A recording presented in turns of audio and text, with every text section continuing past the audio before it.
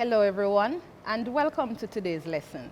I am your presenter, Ardeen Reed-Virtue, and today we'll be focusing on persuasive writing, more specifically, the introductory paragraph. Now let's look at some of the objectives extracted from the CSEC syllabus. At the end of your focusing on persuasive writing, these are some of the skills that you would have developed over time. You should be able to evaluate the effectiveness of language devices used to persuade, demonstrate the ability to employ, wherever necessary, a range of argumentative techniques for emotional impact, present a logical argument using justifiable techniques related to sound oral and written debate. Finally, communicate personal opinion clearly and cogently, which persuades or dissuades effectively. And when we look at the final objective, we realize the necessity for transitional words and phrases. I'm sure you remember those. Now for our particular focus for today, at the end of this lesson, what would you have left with? Well, we're going to review what is persuasive writing, explain the parts of the introductory paragraph, explain the parts of a sample introductory paragraph, as well as, at the end, you will be applying the information you would have learned to writing your own introductory paragraph. I'm sensing excitement. Okay, let us recapitulate what you already know about persuasive writing. This is your task. Identify which of the following does not identify a feature of persuasive writing. Is it A, seeks to convince its readers to embrace the point of view presented? Or B, it provides entertainment. Everybody loves that. But does persuasive writing accomplish entertainment? Let's see. C, appeals to the audience's reason and understanding through argument. Are we getting warm here? Or gives information. Which one do you think is out? Take a second to think. All right, let me see. Okay, let's take a look at what the response is. Well, if you selected B, you are absolutely correct. The purpose of a persuasive piece does not include providing entertainment, though we love that. Now, some of you may have been considering it gives information. Well, a persuasive piece does give information, but it is different from an informational piece, which primarily focuses on explaining ideas. But like I said, you can also find factual details embedded within the persuasive writing. Let's look at some persuasive genres. How do we encounter persuasion every day? Radio and television commercials, junk mail, maybe in your email or your mailbox, letters to the editor, magazine advertisements, college brochures. Can you think of other contexts in which you've heard the language of persuasion? Maybe in our parliamentarian speeches sometimes. I think so too. Now let us move on to looking at the functions of the introductory paragraph. And based on what you've learned, what are some of the functions that come to your mind? For one, it should capture the reader's attention by sparking interest. 2, it gives your reader an overview of the essay's focus. And 3, it provides the reader with a clear indication of your point of view, stance on the issue. Meaning, do you agree or disagree with the argument, or do you agree to a particular extent? Now let's look at parts of the paragraph. Do you know what the parts are? I think you do. First part, we have the hook. Just like a fisherman, we're going to catch some people's attention. Yes. We have the transitional sentence, and you'll be learning about how this particular sentence functions as a bridge. Then there is the background information. We need to have some context about what we're talking about. And finally, in the introductory paragraph, we have the thesis statement. Now let's look at each. What is the hook? You might know the hook as the attention grabber. It is that first statement, sentence that really seeks to captivate your reader's interest. It may be in the form of one of the following.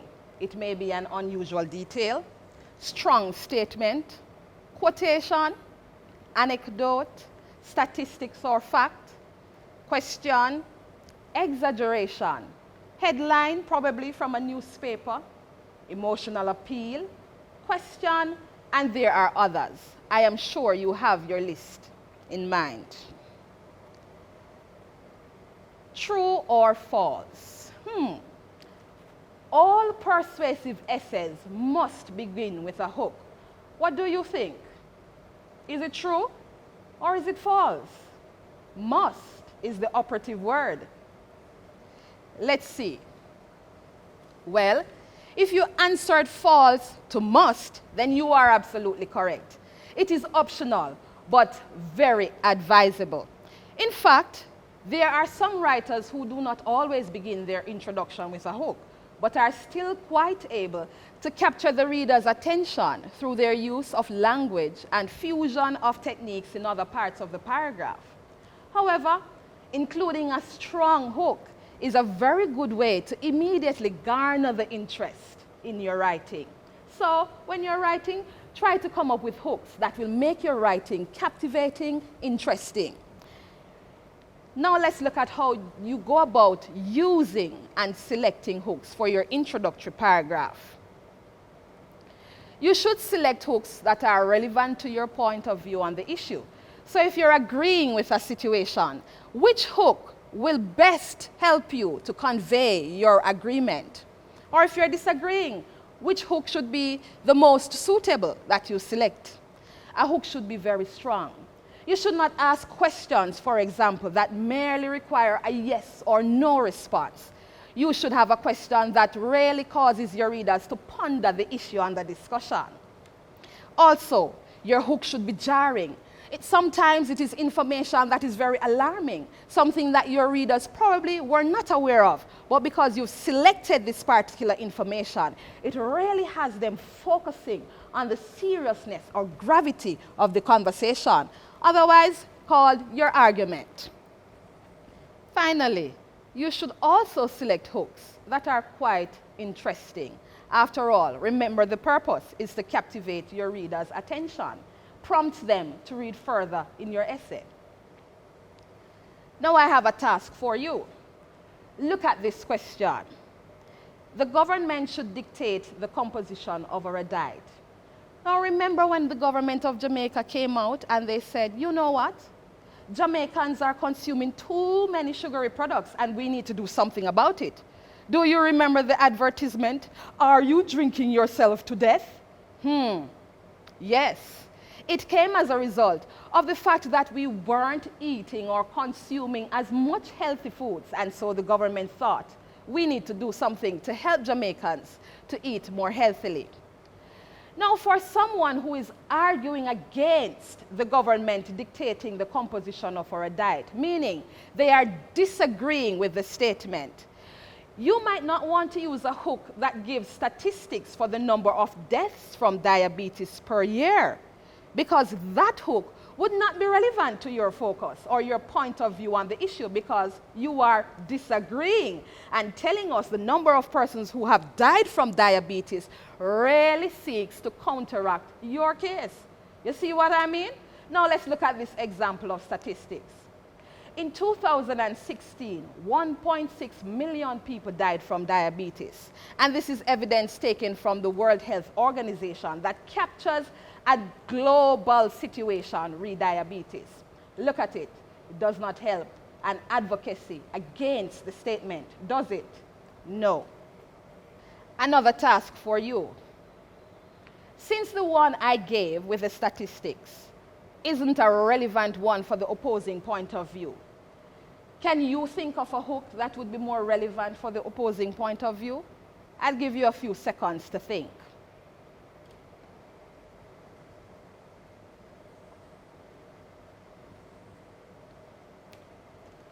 Okay. Of the types of hooks, which one did you use? Did you come up with an anecdote, a question, or did you think of a quotation that you could use? Whatever the case, test it to see if it works for the opposing point of view. Now, I have an example, or I have 3 examples of hooks, and I want you to look at them and decide which is the strongest hook, and think about the justification for your selection. So why have you selected what you have chosen? Let's investigate. Do you think this is the strongest? Do you think the government should tell us what we ought to eat? Or is it number 2? Have you noticed that the government has devised yet another scheme to control citizens by dictating what we eat? Or is it 3? Should you have power to choose what you eat? Take a moment to look at all 3 and decide which one is the strongest hook. I am sensing that probably some of you thought, number 1 couldn't work because it just requires a yes or no response. Let's look at number 1. Do you think the government should tell us what we ought to eat? Some people will say yes. Some people will say no. But is it really requiring your readers to delve into deep thinking about the issue under discussion or argument? Let's look at 3. Some of you may have selected that one. Should you have power to choose what you eat? Maybe you answered yes or no. But then some people might have taken it a bit further, because then you are settled on the word power. And then you begin to think, why should I hand over my power to the government when I am the one who is responsible for my life in that regard? I should determine what I should eat. Or let's look at 2. Have you noticed that the government has devised yet another scheme to control citizens by dictating what we eat? I particularly like this one. I wonder how many of you selected number 2. I think we are thinking alike. Look at it. Isn't it very controversial? The phrase that says, devised yet another scheme. It brings other implementations in mind, and we're beginning to scrutinize the government. Are we considering any of the conspiracy stories going around? This one really has us thinking. And I think of the 3, it is the strongest.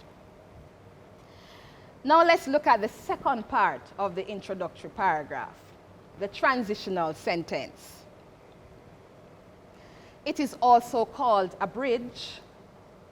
It explains the hook, further clarifies the relevance of the hook to the writer's point of view, prevents the hook from hanging, and it prevents the creation of a gap between the hook and the background information. Now let me further explain these. When you have your hook, whether it be an anecdote or a question, you should have a transitional sentence that makes reference to the hook, explains what this hook is saying. If you leave it there and immediately go into your background information, there will be a gap between your hook and your background information. So like I said, you need to think of your transitional sentence as a bridge, meaning you are forming a relationship between your hook and your background information, and thereby making your hook quite relevant to your stance on the issue. I hope that is clear for you. Now let's look at a transitional sentence. I am looking at the proposing side of the debate now, meaning this argument is coming from someone who agrees that the government should tell us what to eat or should dictate the composition of our diet. So remember our hook that I gave you that was not relevant for the opposing point of view, the statistics? Well, it helps the proposing point of view on the issue. So let us look at how we transition from this hook. In 2016, 1.6 million people died from diabetes. This, among other lifestyle diseases, has been taking the lives of far too many people. Hence, immediate attention must be given to the food we consume. Now, the first sentence, like I said, is your hook. And the second sentence is your transitional sentence, meaning I am explaining that diabetes is not the only lifestyle diseases, there are others. And as a result of this, I am agreeing that there must be immediate attention taken or given to the issue. So, this statistics does help the proposing view. So far, we have looked at two parts of the introduction: the hook, the transitional sentence, and now we're moving to focus on the background information. Now, what are the functions of this part of the paragraph? It contextualizes the argument, meaning it tells what has been happening regarding the issue that gives rise to the debate, argument, or conversation. Why is there, for example, a conversation or debate about whether or not the government should tell us what to eat? Remember, we talked about unhealthy living and unhealthy eating. Well, that's a part of the context. The statistics mentioned about the number of people dying from diabetes and other lifestyle diseases, yes, that would form part of your background information. It also provides brief information about the general experiences society has been having, which cause the issue to be getting attention. It also captures general trends and statistics, and it may also capture the general or popular perspective on the issue. So if we think about Jamaica, for example, many people might believe that the government should not have such power to dictate what we eat. But if we are opposing, it means that we would transition from mentioning this general perspective on the issue to state our advocacy against this idea. Finally, and importantly, it shows your awareness of the circumstances surrounding the issue. Now, one of the points raised in the CSEC report for English A is that some students, based on their writing or content in their essays, suggest a lack of awareness of general societal current issues. Finally, and importantly, it shows your awareness of the circumstances surrounding the issue. So all of you who do not like to watch the news, or you find reading the newspaper quite demanding and boring, well, now is the time to become aware. If you are aware of current affairs, it means that you are better prepared to have valuable content in your essays. Lack of awareness is one of those weaknesses that the CSEC markers have been finding in the essays written by candidates, and you do not want to have that particular limitation when you write your paper. Am I correct? I think so. We are agreeing. Let us look at some important points to note. Your entire introduction should flow logically. Hence, your background information should not be a haphazard recording of thoughts. It requires thinking and organized writing. Yes? Also, you should developmentally transition from one idea to the next as you create a clearly understood context for the issue under discussion. Remember the objective I mentioned earlier, that you should write coherently and cogently? Yes, this is a point that further concretizes the importance of transitioning well and progressing from one point to the next. Also, you are expected in your introductory paragraph to be precise and concise, meaning no rambling, no repetition. You use language economically to express exactly what you mean. Though you're being encouraged to be precise and concise in your expressions, you cannot be too sketchy, meaning your introduction still requires development. So some of you may have been writing introductory paragraphs that only contain 3 sentences. No, no, no, that cannot work. 3 sentences sound like the number of sentences you would have just in your developmental or background information. So ensure that your introductory paragraph clearly captures all of what you need to say to give your readers an overview of what this argument is about. Finally, do not pad your background with too much information either. some of what you have or some of the content you know could be reserved for the body paragraphs. So you need to make a distinction about that set of information you want to include in your introduction and that content that would very much help you in developing your body paragraphs. We resume persuasive writing and we're focusing on the introductory paragraph. Do you remember what we have spoken about so far? What are the parts of the introductory paragraph that we've examined? Yes, the hook, the transitional sentence, and the background information. Now I have a task for you to do. Put the following sentences in the correct order. Remember we spoke about cogency and transitioning. These sentences are not in a sequence. So I want you to decide how we should reorganize this background information to ensure that it flows. I give you a minute to think about it.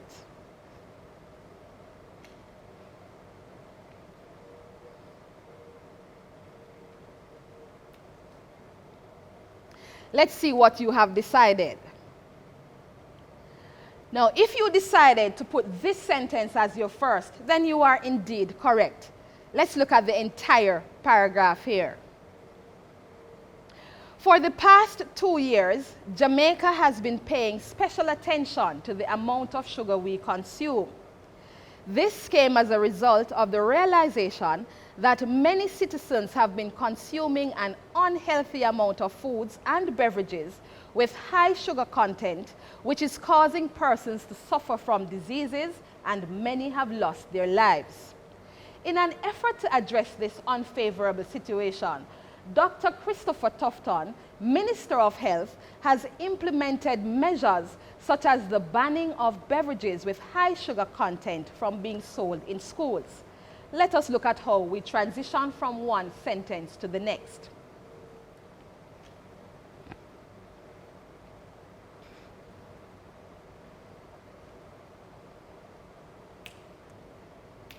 Sentence 1 gives you the historical context of why we have been paying attention to what we consume. Then we looked at sentence 2, which tells us the reason we are now having challenges with health issues.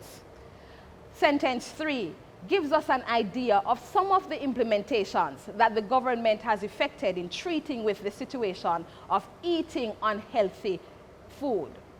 So we do see how we transition from one sentence to the next. How they were placed formally certainly does not present a logical transitioning from one idea to the next.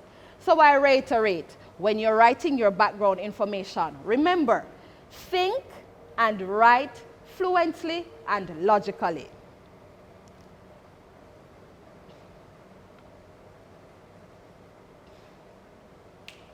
Okay, let us look at another debatable topic.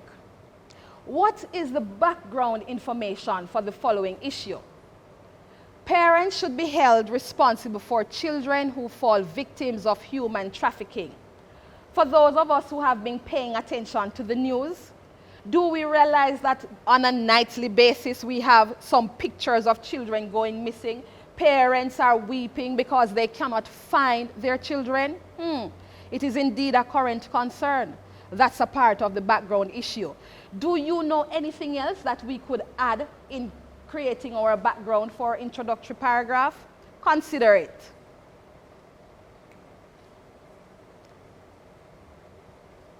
All right, now that you have formulated your thoughts about it based on what you are aware of, we're going to transition to looking at the thesis statement. It is the final part of your introductory paragraph, and it is one of the most important features of it. Okay, now we're going to look at the thesis statement, final part of the introductory paragraph, and it is one of the most important features of it. Do you remember what it is? Well, let me give you some reminders. It is the driver of your essay, meaning it controls how we move through the information and your argument. It is the focus, yes? It also tells your point of view, your stance or opinion on the issue, meaning, do you agree or disagree? You put that in your thesis statement. It may even specifically state the degree of your agreement or disagreement. So there may be an issue where to a certain extent you agree, but to another extent you disagree with it. So when you look at your questions on your paper, you have to decide what exactly the question is asking you. Should you take a definitive stance, meaning you must agree or disagree? Or does the question require you to agree to an extent or disagree to a particular extent? You need to ensure that you interpret the questions when you get them. Also, your thesis statement captures the 3 main points you will use to argue your essay. Remember that when you transition to your body paragraphs, you usually have 3 main body paragraphs, and each body paragraph should focus on a different point. So when you have your 3 points in your thesis statements, then it is easier for you to recall what you need to discuss in each body paragraph. Let's look at a sample thesis statement.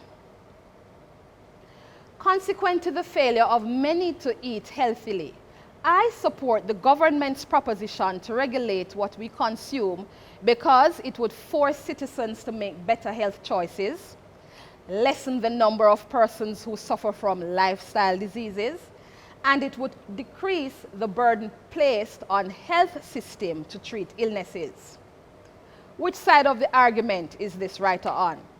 Is the person agreeing or disagreeing? And which word tells you that?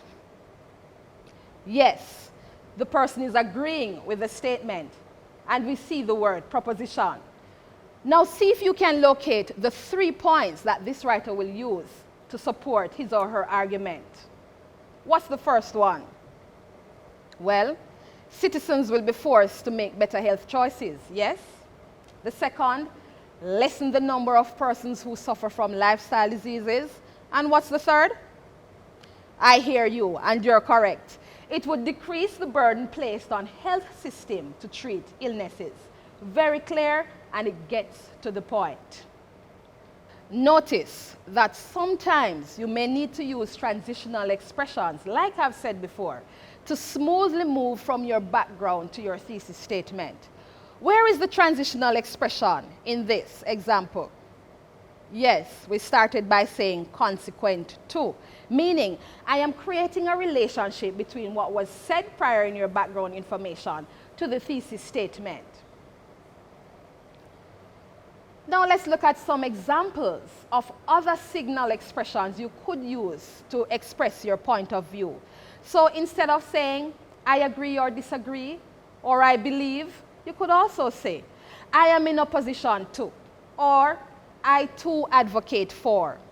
Another option is, it is my opinion that, or I stand in contradiction to, and there are others. Just ensure that your expressions do not become repetitive, because sometimes repetitive causes monotone and boredom. Make your writing interesting. Now let's look at some general reminders. There is no rule that your thesis statement should be the final sentence in your introductory paragraph. But we advise you to put it there. Why? Sometimes when students are writing their essays, especially under exam conditions, you might get nervous. Forget what you are writing about. What should I be transitioning to? Where are my points? All right, keep calm. Don't panic. Remember your thesis statement that you placed at the end of your introductory paragraph. Look at it. It will remind you of your points. Sometimes when you place it in the middle of the introductory paragraph, it causes you to search. But when it's the final sentence, you remember exactly where to go to consult, right? I think it's a good idea. But if you are an excellent writer and you keep calm, then you might decide to put it in the middle of your paragraph because it will be easy for you to relocate it. That's fine. Let's look at another reminder. Remember, you are writing a persuasive essay. Therefore, despite your including the 3 main points in your thesis statement, do not transition to your body paragraph with a tone that befits an expository essay. Remember that an expository essay primarily explains information. It gives facts. It does not include your opinion. So your tone should be convincing when you are writing a persuasive essay. Let's look at examples. Which of the following conveys a persuasive tone? Number 1, there are many benefits to be garnered from healthy eating, such as you're feeling more energetic and possibly adding years to your life. Does it sound persuasive? Does it sound argumentative? Is it creating any opinion? Let's look at number 2. Have you stopped to think of how you use your teeth to dig your grave by consuming unhealthy foods? Many Jamaicans have been slowly killing themselves, and that is why the government should help to ensure we consume foods that contain nutritional benefits. Which one is more persuasive? I agree with you. Number 2. And number 2 includes techniques. Maybe you only saw one. Which one did you see? Yes, our wonderful question. And I know many of you love to use the questions. All right? But apart from the question, do you see any other technique? Well, for all the bright sparks out there, look at it. You can figure it out. Excellent! I hear a bright student somewhere in Jamaica saying, I see metaphor. Yes, embedded in the question, we realize that the act of eating is being directly compared to the action of digging a grave. So, whilst it is that I am still conveying benefits of eating healthy, I am achieving that very same thing in a different way. Meaning, if we do not use our teeth to dig our graves by eating unhealthily, we will live longer. See that? Yes. So make sure you use your persuasive techniques in helping you to create your very powerful and convincing tone. Now my final task for you today. You have learned a lot and you have reinforced some of the things your teachers have been ably teaching you, right? I know. You're going to apply all that we have gone through to writing your own introductory paragraph.